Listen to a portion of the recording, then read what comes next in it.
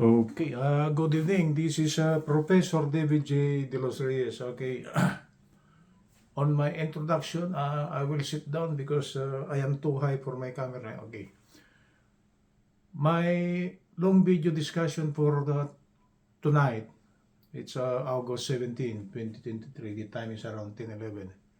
My long video discussion will be college algebra, and this will now be lesson 35. Okay, let's proceed.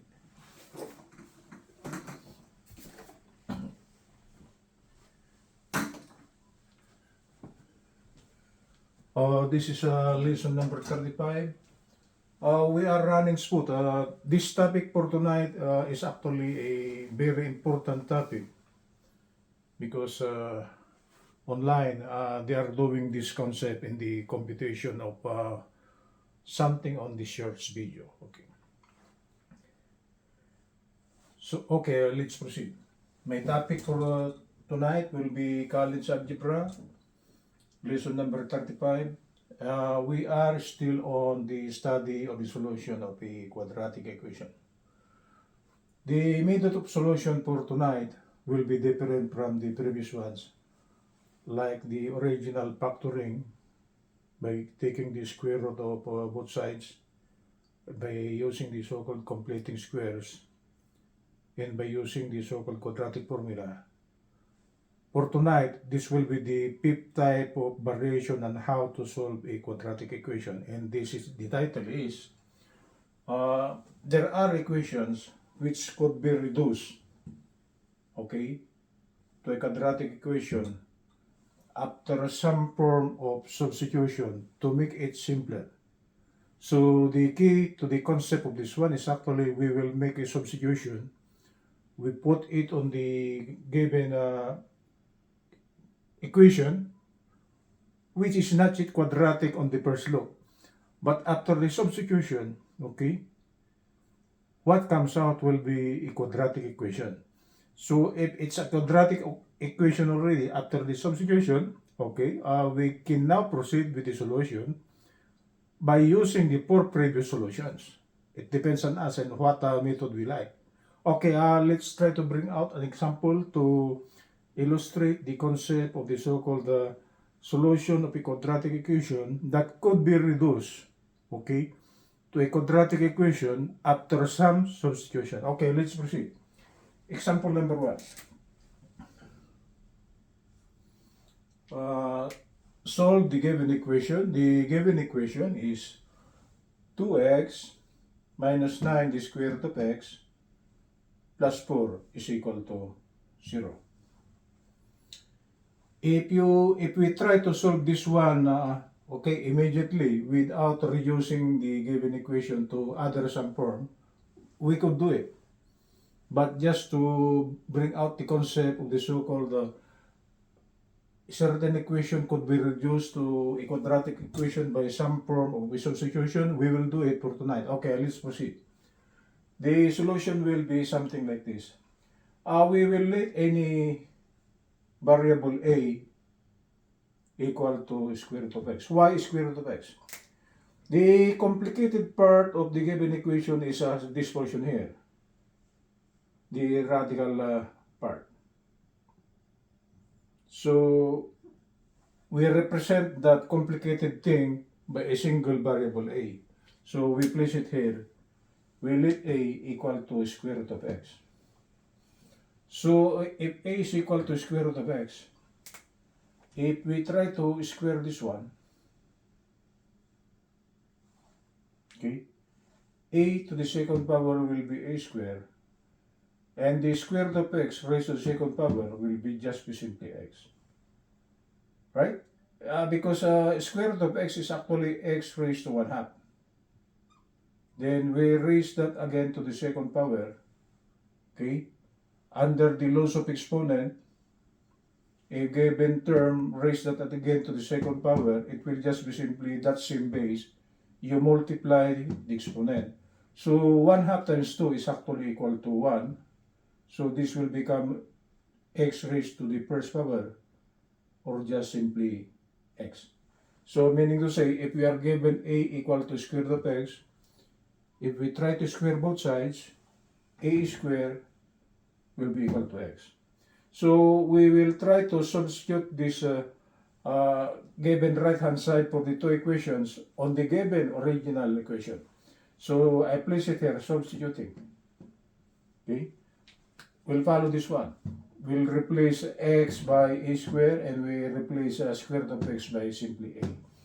So this is 2 times the value of x, which is a square, minus 9, and the equivalent of x is actually times a, plus 4, and this should be equal to 0. Simplifying this one, 2a square minus 9a plus 4 equal to 0. So after the substitution, okay, what comes out now is a quadratic equation. Okay, so that's actually the title of our topic. After the substitution, we reduce already the given equation to some form of to a form in which is luckily it was quadratic. That's why the title for our topic for tonight is equations reducible to a quadratic equation after the substitution. Okay, so what comes out is this now here. We are given now a quadratic equation, right? The variable is different because we make a substitution, that is 2a square minus 9a plus 4, and this should be equal to 0. Okay? So I prepare the factoring solution. So using factoring, okay, the possible factors of 2a square is actually the product of 2a and a, which is 2a square, right? And the possible factors of what you call this plus 4 will be the product negative 1 times negative 4, because a negative and a negative will be a positive 4. Okay, so that's correct. So I place it here, it was actually true, both true.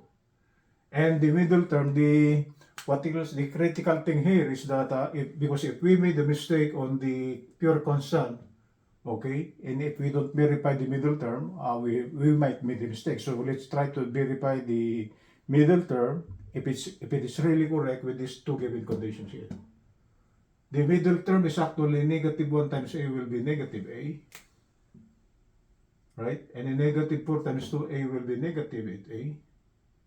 Adding, okay, similar terms, negative, we are adding two negative terms, right? So a negative 8, negative 1 will be negative 9a. And this negative 9a here is actually the middle term. So it is also true. So the possible binomial equivalent of the given trinomial term is actually the product of 2a minus 1 times quantity a minus 4. Okay, we are done with this. Equating its factor to 0.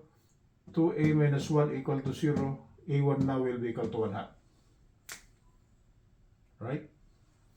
And if we go back to the substitution, let's try to compute first for a2. We equate this to 0. A minus 4 equal to 0. Okay, we are solving for the second root of a, so a with the subscript 2 is equal to 4. And by going back to the substitution we made, since a is equal to square root of x, okay, we substitute values for a1 and a2. The square root of x1 will be equal to a1, right? And if we try to square this one, solve for x, we square both sides. The square root of the square of x1 will be x1, and the square of a1 will be a1 square. So solve for x1, a1 is 1 half, so this is 1 half quantity square. So x1 will be 1/4. Okay, the square root of x2 will be equal to a2. Again, squaring both sides. Right? The square root of x2 quantity square will be x2, and the square of a2 will just be simply a sub 2 quantity square. We know a sub 2 to be 4, so x2 will be 4 square. So the second root of x will be 16. It's a quadratic equation, okay? So there should be two roots, and they should fall under case number 1. And no case. This is not under radical. The value of x1 will be 1/4 and the value of x2 equal to 16. So that's the solution, okay? By using, or they call this a substitution, in which after the substitution, the resulting equation is reducible to a quadratic equation. It was reduced to a quadratic equation, okay?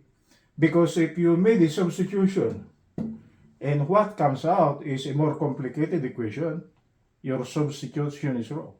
So make it a point that when you make a substitution, what comes out after the substitution will be a quadratic equation. That's actually the title of our topic for tonight.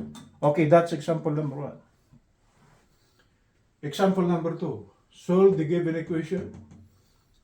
X raised to the 2/3 plus x raised to the 1/3 minus 6 is equal to 0.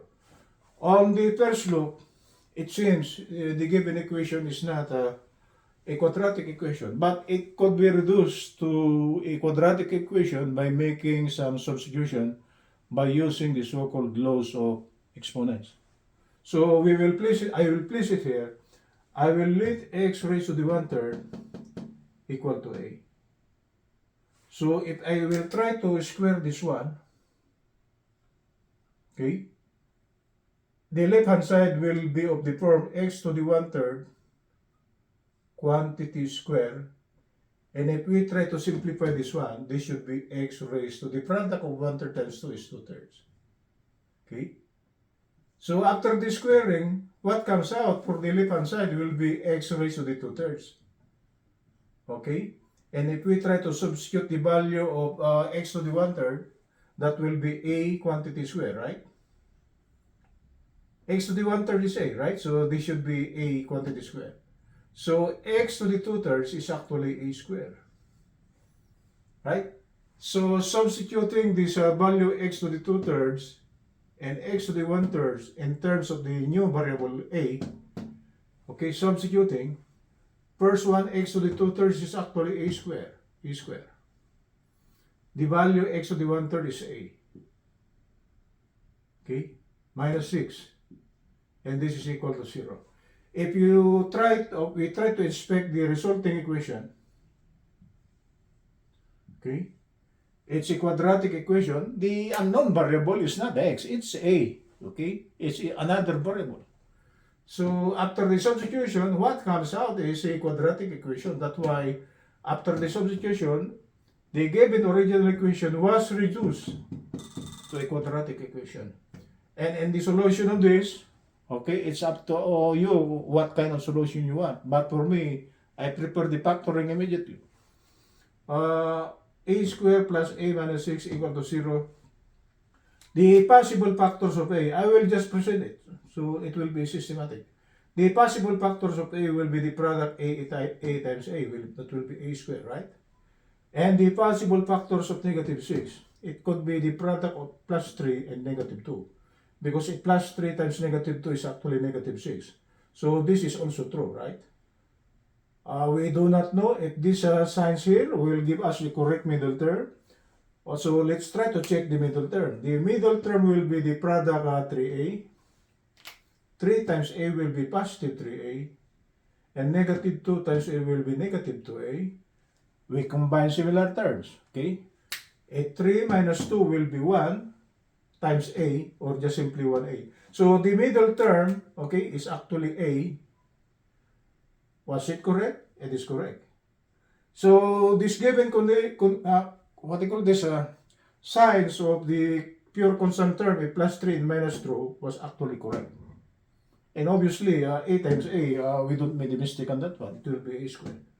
So the possible binomial factors of this one will be the product, where is it? A plus 3 times a minus 2. Equating its factor to 0, you can still see a1 will be equal to negative 3, right? Then using the equation x to the 1/3 is equal to a1, we try to raise both sides of the equation to the 1/3. No, to the third power. Right? So the left hand side, x to the 1/3 raised again to the third power, it will just be simply x1. And for the right hand side, it will be a1 to the third power. But a1 is negative 3. So minus 3 times minus 3 will be negative 27. So x1 is actually negative 27. Okay. Second value, equate the second factor 0. A minus 2 equal to 0. Therefore, a2 will be equal to 2. And again, raise both sides of the equation to the third power. Left hand side, this 3 here cancel with this. What remains on the left will just be simply x2, the second value of x, and the right hand side will be the value of a2 raised to the third power, which is 2 raised to the third power, and the value is 8. So the unknown values of x will be the value negative 27 and the value a. That is after the substitution of x equal to, or x raised to the 1/3 is equal to a, and x to the 2/3 is actually equal to a squared. Okay, that's it, guys. Oh, this is a very interesting topic because on the first look, it seems we could not reduce the given equation to a quadratic equation. That's why the title of the topic tonight is after the substitution, okay, the given equation was reduced to a quadratic equation, okay, and it came out as a quadratic equation, okay, we could now use our 4 methods of solution of a quadratic equation, okay. So the concept here is you will make a correct substitution for you to bring out a quadratic equation. Okay, that's it, guys. So for those of you who are studying college algebra or just reviewing college algebra, this is for you guys. If you want to subscribe to my channel is at youtube.com/@ProfDavidJDelosReyes. If you want to share it, please click share. Okay, I will tell you this one. Try to watch my long video format discussion on college algebra. I will assure you, you will learn something from it. The concepts, okay, of college algebra. So when you go to the short videos, okay, you know what's happening over there. Okay, good evening from Los Angeles. Professor David J. De Los Reyes.